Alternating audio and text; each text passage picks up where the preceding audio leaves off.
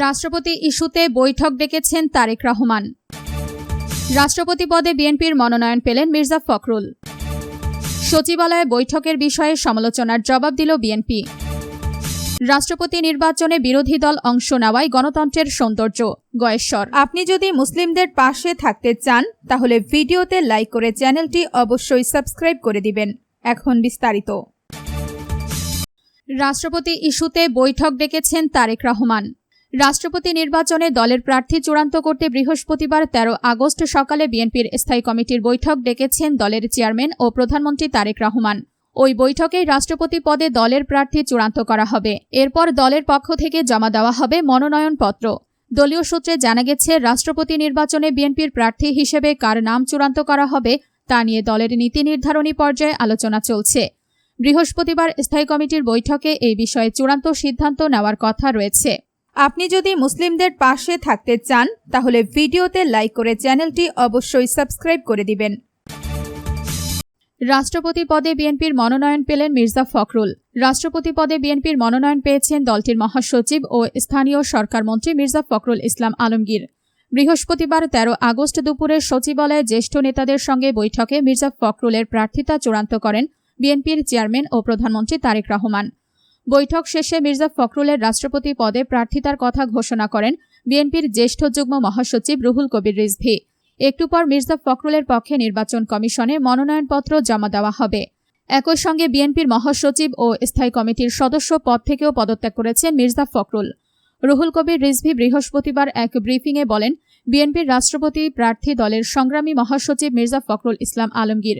তিনি ইতোমধ্যে দলের সব পদ থেকে পদত্যাগ করেছেন। রাষ্ট্রপতি পদে প্রার্থী ঘোষণার আগে প্রধানমন্ত্রী ও বিএনপির চেয়ারম্যান তারেক রহমান সকালে দলীয় নেতাদের সঙ্গে বৈঠক করেন। আপনি যদি মুসলিমদের পাশে থাকতে চান তাহলে ভিডিওতে লাইক করে চ্যানেলটি অবশ্যই সাবস্ক্রাইব করে দিবেন। সচিবালয়ে বৈঠকের বিষয়ে সমালোচনার জবাব দিল বিএনপি। রাষ্ট্রপতি নির্বাচনের প্রার্থী চূড়ান্ত করতে সচিবালয়ে বিএনপির উচ্চ পর্যায়ের বৈঠক নিয়ে জামাত জোটের সমালোচনার জবাব দিয়েছে বিএনপি।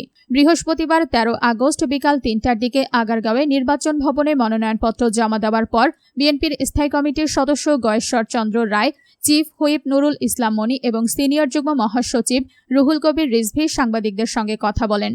সচিবালয়ে স্থায়ী কমিটির বৈঠক প্রসঙ্গে চিফ হুইপ নুরুল ইসলাম মনি বলেন, সচিবালয়ে কোনো দলীয় মিটিং হয়নি, নিজেদের মধ্যে আলোচনা হয়েছে। এই ধরনের আলোচনা বাংলাদেশের যে কোনো স্থানে হতে পারে। দলীয় সিদ্ধান্ত আগেই নেওয়া ছিল এবং দলের চেয়ারম্যান তা আগেই ঘোষণা করেন। এ সময় রুহুল কবির রিজভীও বিষয়টি স্পষ্ট করে বলেন, এটি স্থায়ী কমিটির কোনো আনুষ্ঠানিক মিটিং ছিল না।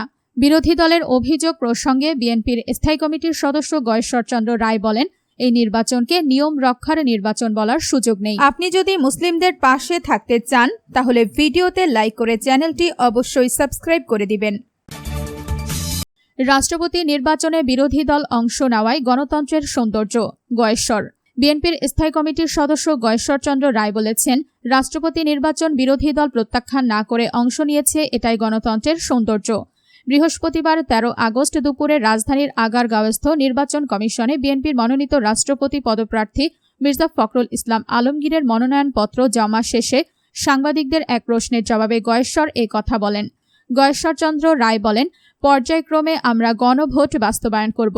ভোট অনুযায়ী জুলাই সনদ বাস্তবায়ন হবে।